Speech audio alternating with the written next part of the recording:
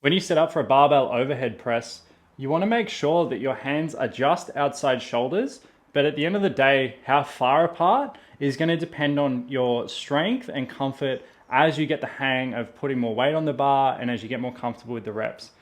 From there, I like to get my feet completely under the bar, so I'm meeting the center of mass between me and the bar before I go to unrack.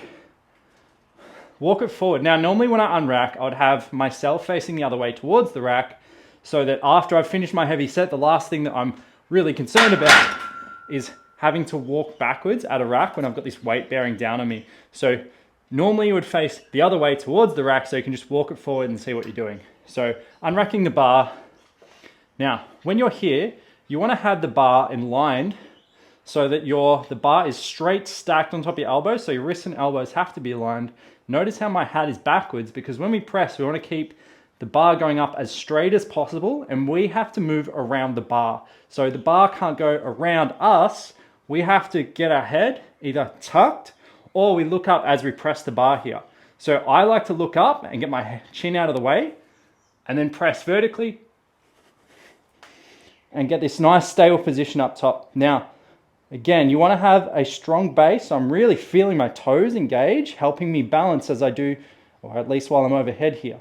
So from there, big breath in. So you've got a strong base with full of pressure as you go into the next rep.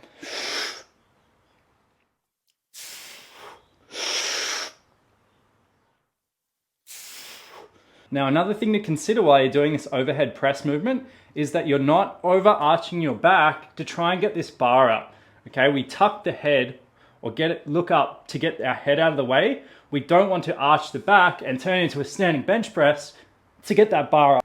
Now, if that's not creating discomfort, doesn't mean it's the movement that we want to encourage, but for a lot of people that can create discomfort as we go through reps. Now, if you are having to arch the back, let me know so that I can either change the movement or address the form as we might be able to loosen up the shoulders before we go into a heavy overhead press.